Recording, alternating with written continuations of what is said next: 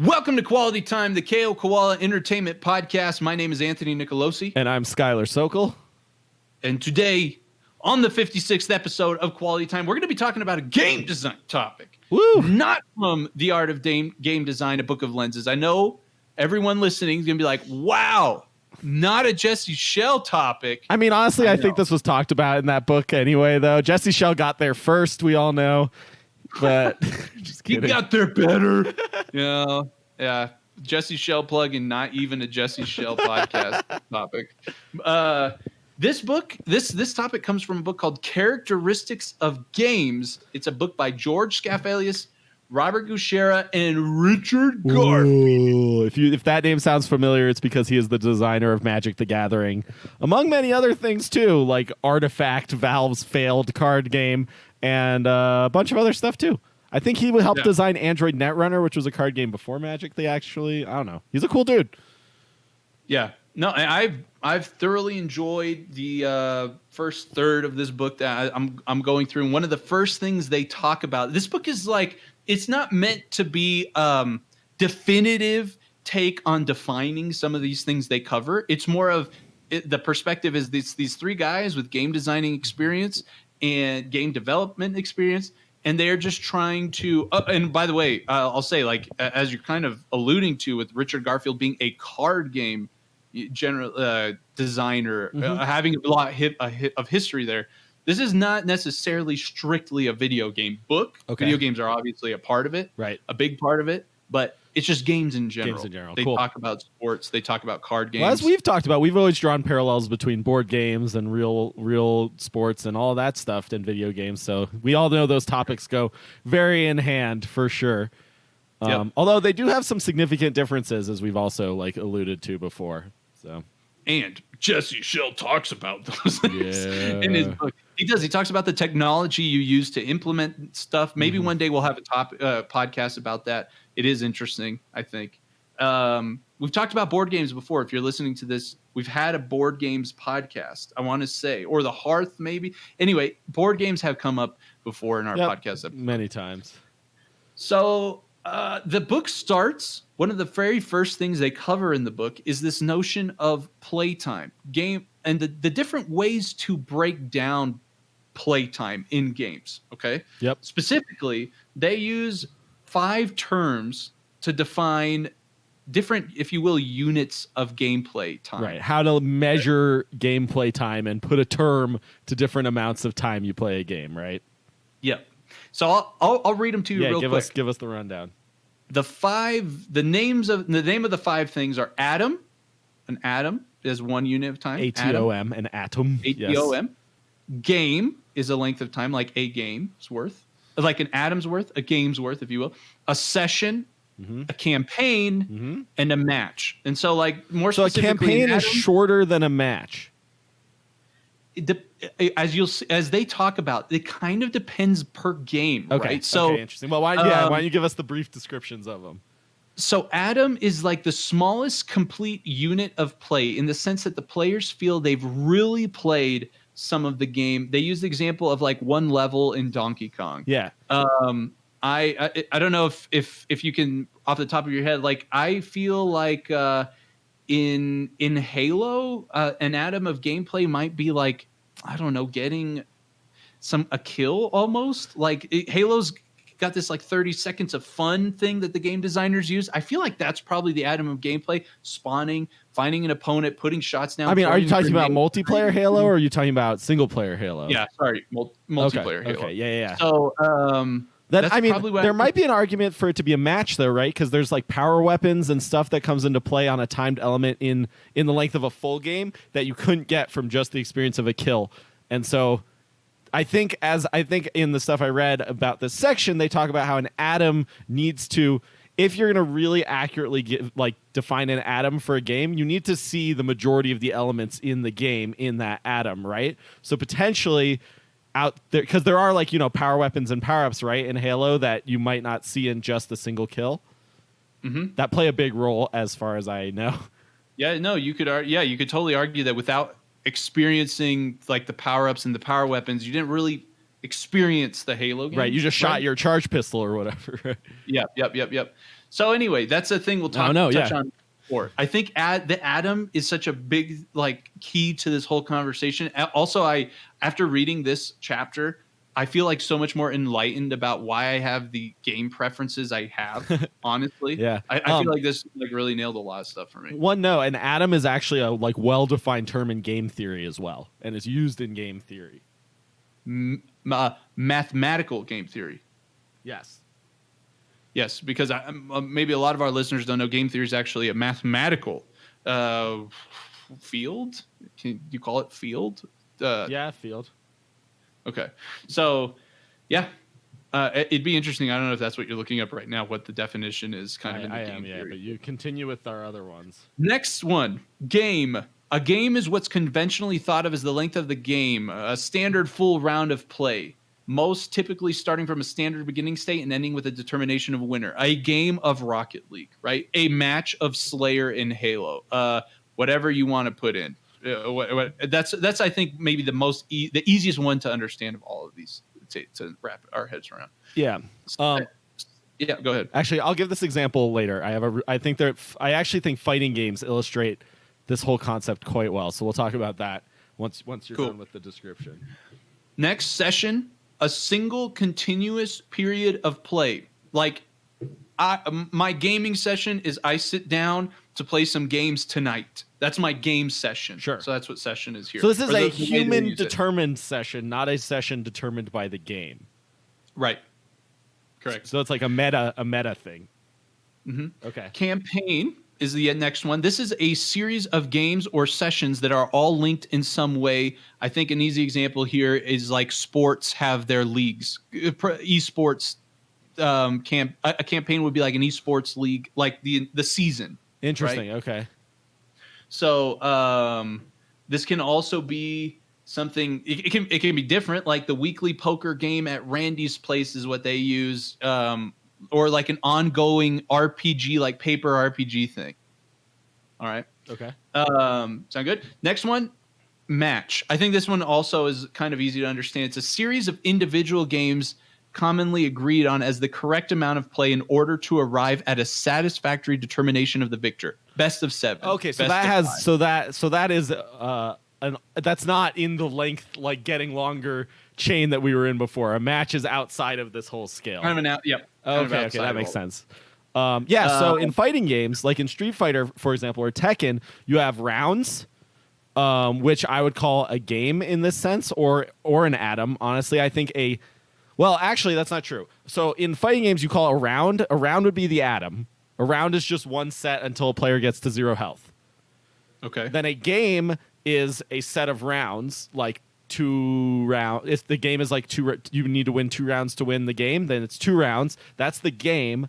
Then the match is usually like a 3 out of 5 set of games in fighting games. And that's how they refer to it in like fighting game tournaments. So like a player needs to win 3 games. A player needs to win 1 match to win the match, which is best 3 out of 5 games, and each of those 3 out of 5 games is like 2 out of 3 rounds or whatever, right? Mm-hmm. So fighting games really naturally like additively build on themselves to build these units of measurement. I think it gets way more complicated in like a campaign, like Halo campaign, or or a narrative driven game like What Remains of Edith Finch or whatever, right? Like a game where those games, it's way harder to define these things. Well, and it brings up an interesting thing where they talk about games where it's possible to have, like naturally you think of the atom as something that's smaller than a session, or like you sitting down to play. At least when we talk about these like round based games or like a multiplayer game, totally it seems logical that an atom would always be shorter. Right. But what they argue is that there are certain experiences that the atom could even extend to be beyond a session length. That's interesting. That the again, like we were saying before, if the atom is the smallest complete unit of play, in the sense the players feel they've really played something, then like one argument they use here, I think an example that many will be familiar with is chess. And you actually did have some thoughts on this. When I read that what they said about chess, I like personally agreed. I'm not a huge chess player, right? Played it somewhat casually throughout my life. But what they say here is that the game can be fairly long, but there's no atom really shorter than the game itself. So this is not necessarily session. This is the atom is not shorter than the game, in their opinion, for chess. An atom and a chess, the atom of a chess game is a complete chess game. Yeah. What do you think? No, I agree with that statement. But okay, I think they go on to say something that I didn't like. Let me see. Yeah, because they say this makes chess less satisfying as a game to squeeze into a few empty moments. That's what bothered me, because there's like so many variants of chess now. Like there's bullet chess where each player has 1 minute of time to win the game. So how does bullet chess work? You have 1 minute. Each player has 1 minute, and if you run out of time, you lose. The game itself is 1 minute, or you have like 1 minute of your turn time? You have 1 minute of turn time, and your opponent has 1 minute of turn time. Yeah. So the game is a maximum of 2 minutes long. Right. So, and they actually talk about this. I didn't include it in my highlight summary. I sent it to you, but they talk about how basically different player bases in different parts of the world have sort of tended to shift in the way they play chess. That generally speaking, like I think I might be saying this wrong, but like in the West, chess is played at a slower pace than like in the East, because the game Go has kind of taken a similar niche over there that chess has in the West, where Go is like a longer thing and chess is played. I think they were saying that like it's like speed chess, where maximum amount of time each player can take on their turn is like 5 minutes. Yeah, so there's a bunch of different like variations. There's blitz, there's rapid, there's bullet chess, all these different things. I think with the moving of chess's popularity to the internet, actually, the atom of chess has become much smaller, and people generally play rapid chess, which is like 15 minutes per person of move time, to 20 minutes a person per move time. Whereas like in over the board in person chess, it was like hour or more of move time, right? That was like the chess they're talking about. I think like it's probably since this book has been written, speed chess has become almost the norm of how you play chess now. And like rapid chess, which is like 20 minutes per person, isn't even considered like fast chess anymore. Like fast chess is like blitz, which is 3 minutes per person, or bullet, which is 1 minute per person. Yeah. 3 minutes. Wait, speed chess, I think is what you called it. The 3 minute one. Blitz is 3 minutes total per person. Okay. Yeah. Oh, it's there's also then probably like this whole meta of like not wanting to spend too much time at the beginning. You might want to save it later. Yeah, people prepare like it creates this really interesting meta in the game where people need to prepare openings, and people basically like memorize all these like well theorized out openings for chess so they can play like the first like 10 to 20 moves of the game like almost instantly. Both players frequently are like just playing the moves instantly, and only then does someone like make an out of theory move, and then the game really begins. Really starts. Yeah, no, it makes sense.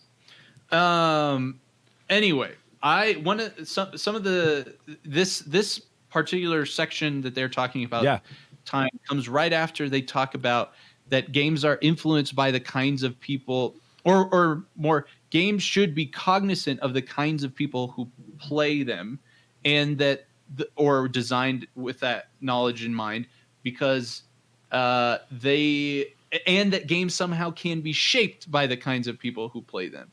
They call it this agential nature of games, blah blah blah, and they argue that what they're talking about here is how play times, the amount, like the notion they just said here in chess, that if the atom is long, it takes longer to get that satisfying game loop, completed, if you will, and that might turn away people who don't have enough time to commit to experiencing that, right? Mm-hmm.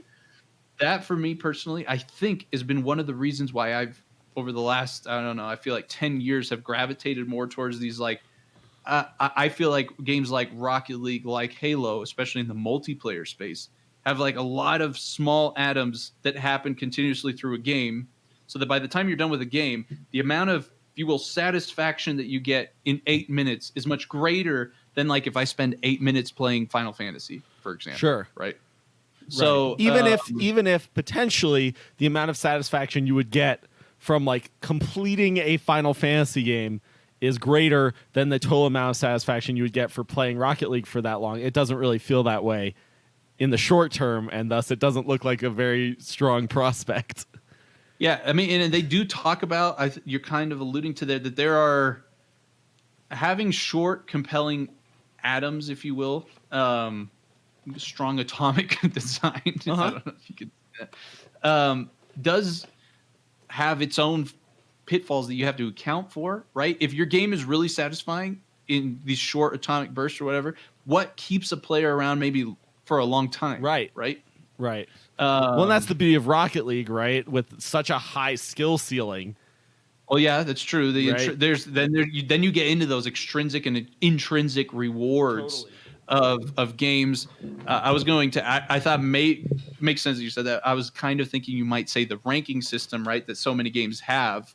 That I think helps people spend. Progression systems in general are totally a way to do that. Like I think intrinsically a way to do it is with depth of the like gameplay and the skill ceiling, and extrinsic ways to do that are through progression and ranked systems. Totally true. I want to ask you. So they talk here about. Let me again speak a little bit.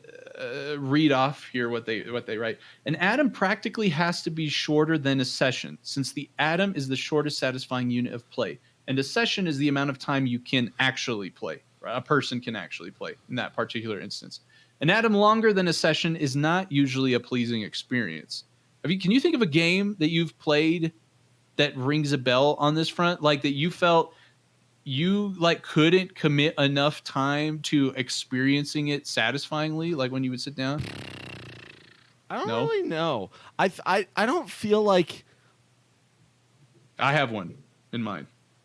I'm interested to hear about it, and we'll be interested to see if that is because you weren't able to complete an atom or because the individual atoms just weren't satisfying for you.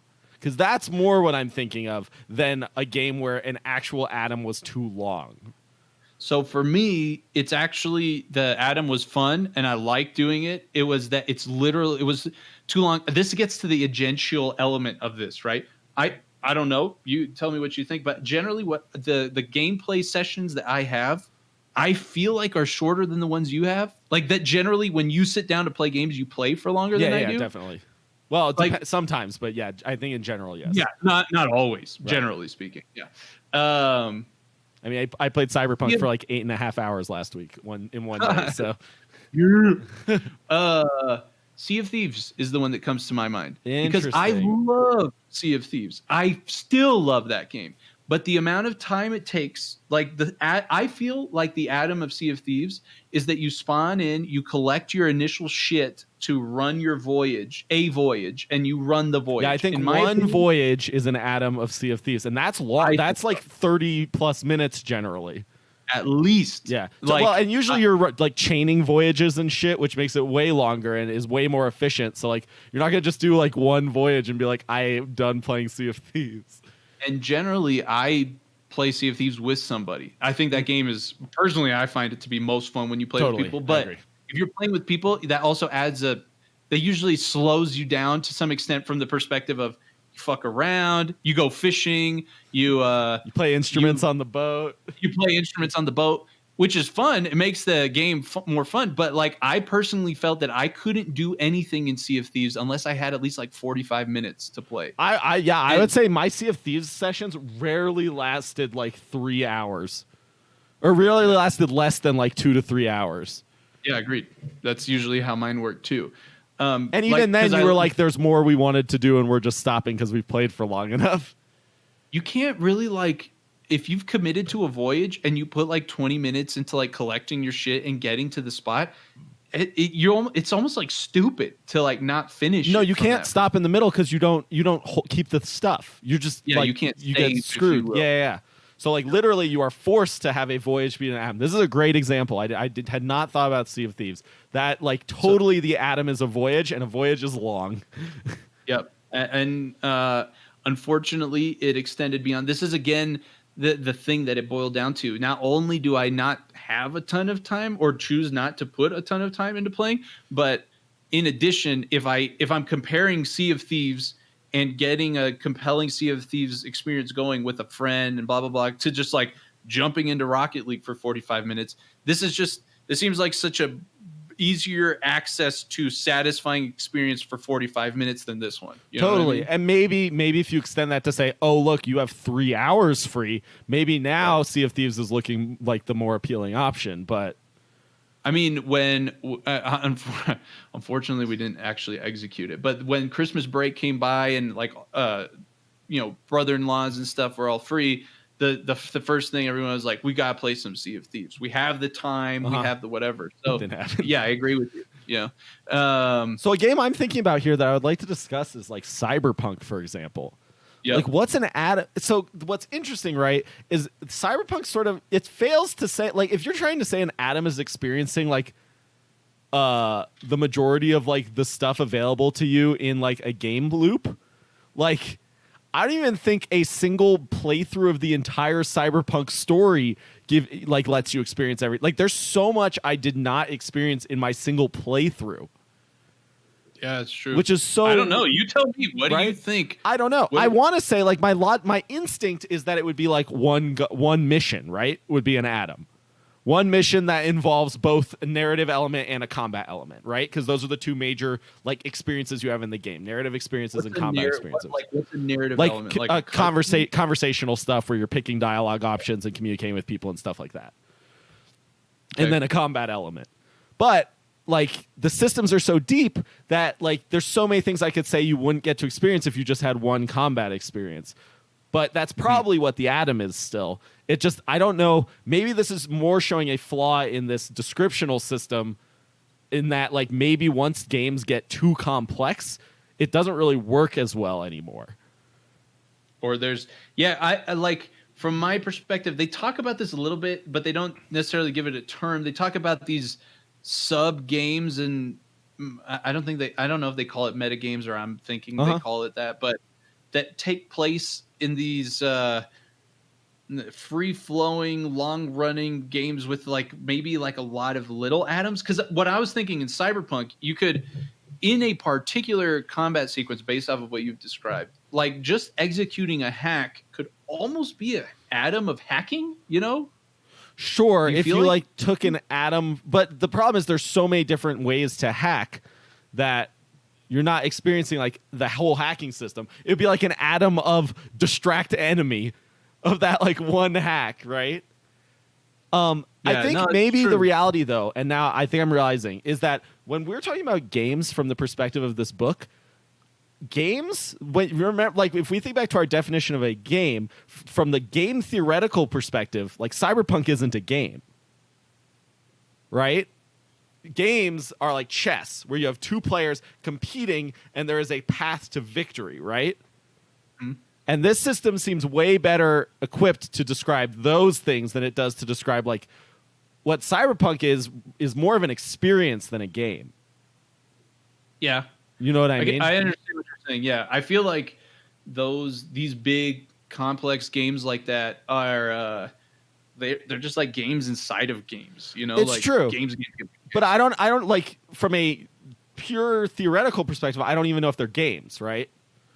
From the perspective of this book. And I'm curious, did this book go into what they define a game as? Like, do they talk about like what? They do. I can maybe look at it while you're talking. But yeah, I'm just curious, right? Because I would expect, based on the way they've described this, that they're thinking about games more like sports games and like board games and multiplayer video games, and not like a single player narrative experience or whatever. I'll definitely say that they do apply constraints or context to the things they're talking about when they say that. Like in the subsequent chapter after this one, they're talking about single player versus multiplayer games, and they do talk about the definition of like when we say single player, we just mean like a one player against maybe AI, maybe not, against like the game rules or something. Zero player being like an idle game. And then when we say multiplayer, we mean like one interesting distinction they made in this book is multiplayer to them is 3 or more teams. What? Yeah, even though so Rocket League is not a multiplayer game, right? They classified it as this other thing. What the heck? That's very interesting. So this is definitely their language, and they apply a context to it that didn't say. Yeah, interesting. Like you're saying, what a game is. But no, it doesn't really matter how they define it. I think it's just more we're realizing that, right? Like this system works really well when we're talking about sports or multiplayer games, and it gets really complicated when we start talking about these like long form single player experiences. Yes. I feel like I'm almost there. That's fine. Yeah, go ahead. I just wanted to say when you're talking about what games like Cyberpunk, the way you described a mission is what comes to mind for me when you talk about an atom, like an atom of experience, maybe, right? Like if you were going to say an atom for Halo campaign mode, what would you say? Would you say a mission? Right. And I think that's... I don't know. Maybe in Halo, it's a checkpoint, which is like a sub-step. That's sort of... I was thinking about Doom Eternal and like Doom 2016. It would be like one combat encounter. It's not like the whole mission. Yep. Right? Yep. Yeah, it's that one combat space that you kind of have to beat to move through. That's like the atom of the experience. You know, another genre that you don't like that I'm now thinking about atoms for is Battle Royale games. And...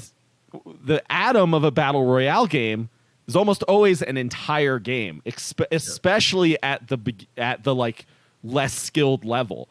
I mean, like when you watch streamers play battle royales, they're like in fights constantly, and they're experiencing like what I think the atom for them is like one combat encounter in a battle royale. But the problem for newer players in battle royales is you frequently only have one combat encounter in a whole game. Right? Mm-hmm. So your atom becomes like 30 minutes again, 30 to 45 minutes, and you're only having that one satisfying experience or probably unsatisfying experience of you just getting killed. It's interesting. Yeah, your perception of what as they call it, compelling round of play is for something can shift with the amount of experience you have. Yeah. Because I think I agree with you. I don't feel, even like a good player, when they first play a battle royale, a new one, let's say, you don't get the full experience until you play the whole thing. You know, a whole game of it. You could almost say that an atom of a battle royale is winning that battle royale once. Yeah, you could. But I mean, I've never won. I don't think I've ever won Apex Legends, and I've enjoyed playing it a lot. So that sort of contradicts that. But like, at the same time, I don't know. It's hard to say, and it's weird. Battle royales are definitely weird, and I think it definitely relates directly to what you're saying, where an atom is too long for you to want to stick around. Well, and I think another thing I personally have felt in my time playing battle royales is that whether it's too long or not, that in itself is a dynamic that's not guaranteed. You might end up playing a game where you don't have a ton of action. And then, like, especially if you're inexperienced, you don't really know where shit is. You ran into, like, 2 guys in fucking 30 minutes. And then you'll have another game where you ran into, like, 10 guys. And that one had more action. Like I said, inexperienced. Probably when you're experienced, you can find people easier, whatever. But that's another part of, if I have a limited amount of time and I'm choosing what to commit my time to, what experience – a game like Rocket League, you have a much better idea of the amount of what you're going to get with those 8 minutes than you are with Battle Royale's 8 minutes. Totally. And I've thought about Dota a lot relating to this when I've thought about playing Dota. It's like one bad Dota game, like one really unfun Dota game, which you can randomly have like you can in any multiplayer game, is like 45 minutes to an hour of your time. One bad Rocket League game is 5 minutes, right?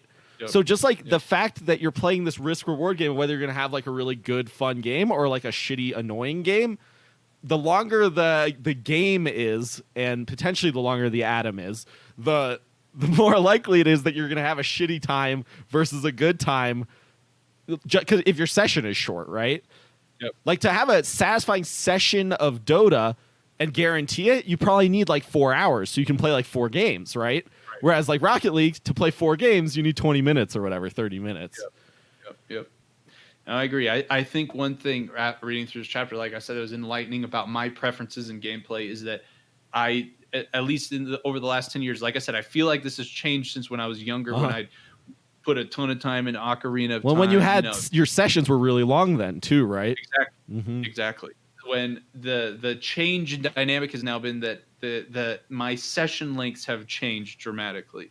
And I mean, there's other things too. Like there's other reasons that make some certain experiences more compelling to me or not. But this particular one is a big deal for me. A game with the longer the atomic length is of a game, right? The greater chance there is that I might not be drawn to it. Sure. I've seen in the pattern, or even the game length, maybe not even the atomic length. A game length can be a part. I mean, I think it is the atomic length. I was thinking about it because if the atomic length is tied to the game length, then the game length is long. Like I kind of feel like battle royales, at least in my stage, I'm not like a super big battle royale player. Then yes, then that is an element. But like I do think game element is important for me, but like I play, I used to play a ton of the Halo 5 Warzone experience, which those games compared to the Slayer games are probably like 3 or 4 times longer than a comparative Slayer game. But there's a ton of compelling atomic moments through that, especially since those games kind of evolve, kind of like a MOBA, right? Like the beginning of a MOBA match plays differently than 3/4 of the way through, right? Totally. So. I still kind of feel like the atomic thing is the most important, but I do agree the game length can't be too long either. Right. Interesting. Yeah, that's super cool. It's fun. Like in my opinion, so much of this kind of talk surrounded around the atom. So much of these things kind of boiled back down to the atom and its relation to game and session length. But there is other interesting things about match. Maybe one day we'll kind of come back to some of this. Anything else you want to game say? lengths part 2? All I gotta say is, where can people find us? KOALentertainment.com. There you can find links to all our social media, especially, most importantly, of all, Discord. Woo. Join our Discord. Come get deets on the game. Discord. Come talk to us. Come hang out with the community.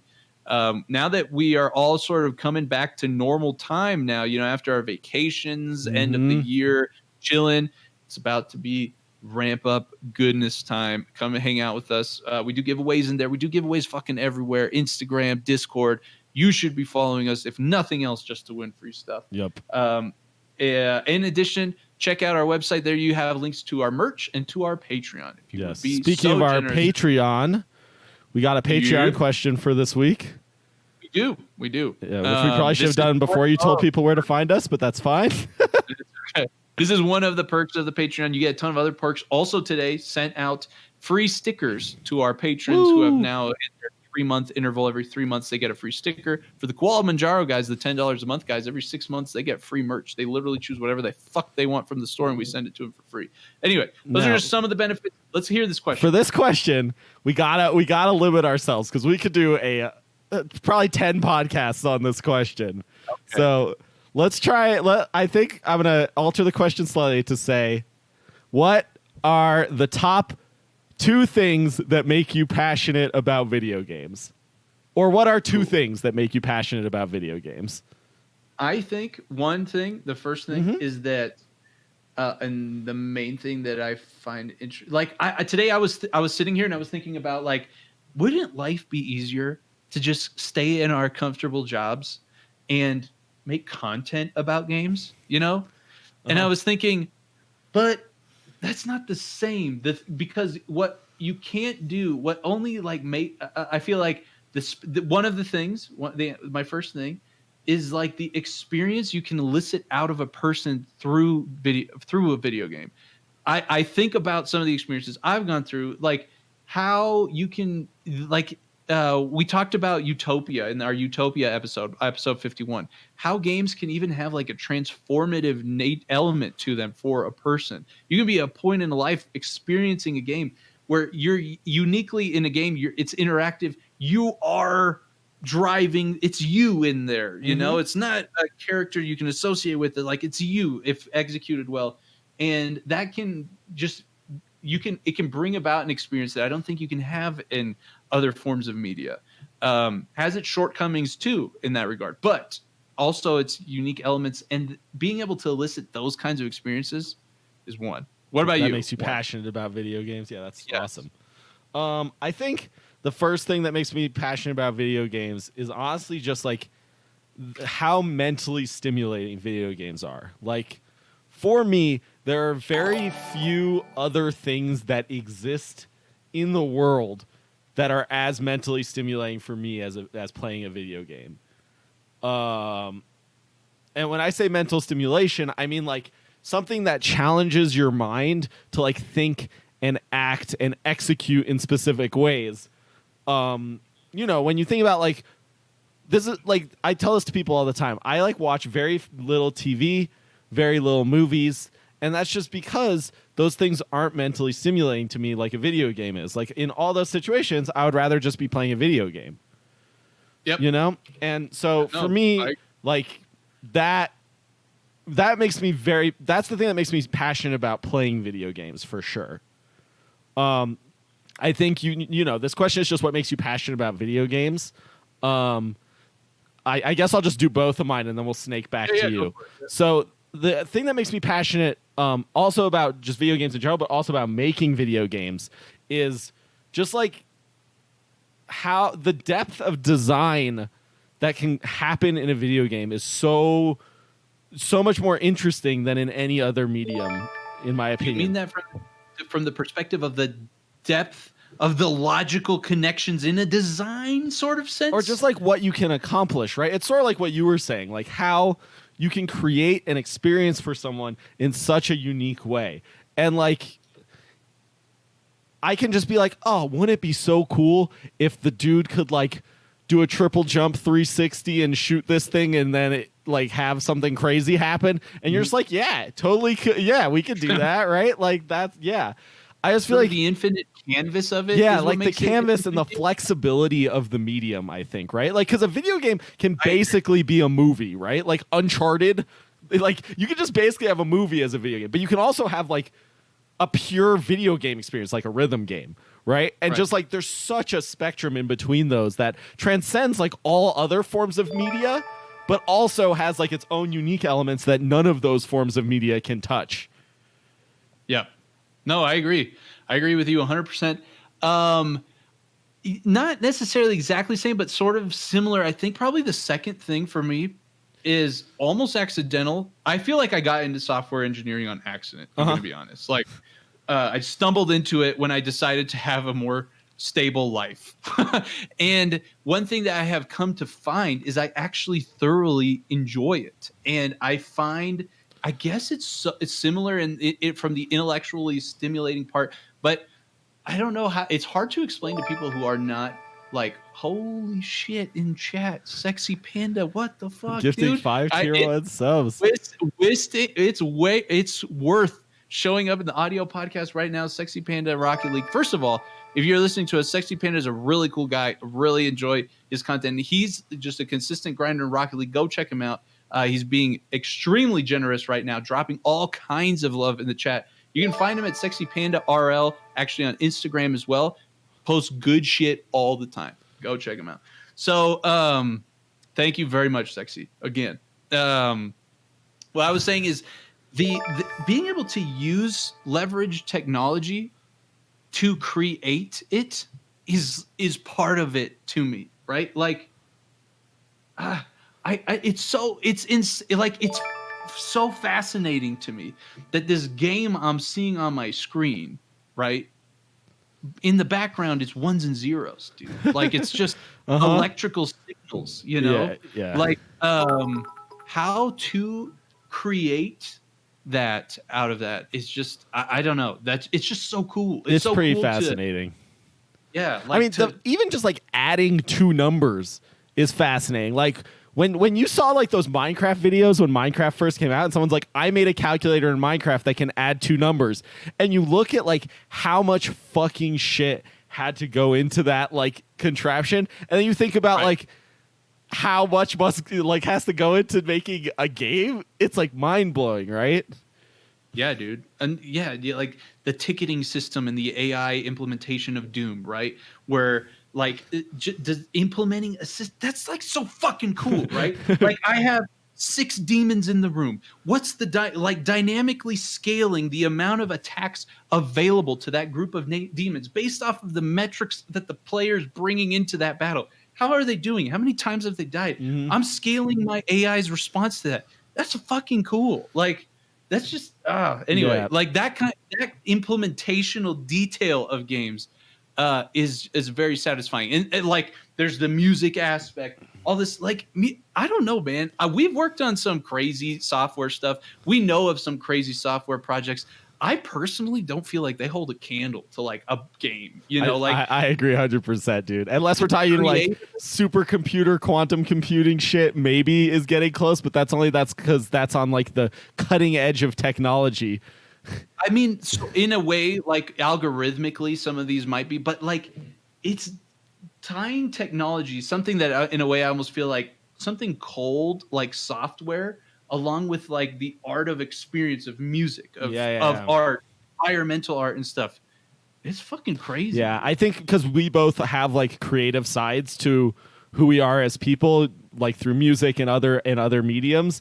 I think that totally rings true for both of us, especially, right? Like video games are the creative like bridge between software and like all of the other creative pursuits in the world.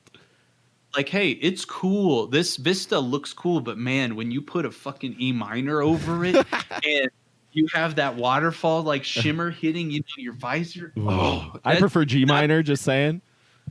Yeah, that's right. G minor is rather good, I must say. Anyway, thank you all for listening this week. It's been Koalatea Time 56. See you guys next week. Join us in the Discord. Love to talk to you. Goodbye. Shout out to all of our Koala Manjaro subscribers, especially I Got Your Potatoes, Marcus the OK, and Sand Squid. Thank you guys so much for your unbelievably generous support. And to all our Koala-tacular subscribers, thank you as well. If you'd like to join us on Patreon, I know that you get a ton of stuff with your benefits. You can find all the information following the link in our bio wherever you're at. Go to our link tree, go to patreon.com, search KO Koala Entertainment. There you can find the multitude of benefits that await you when you subscribe. Thank you again so much.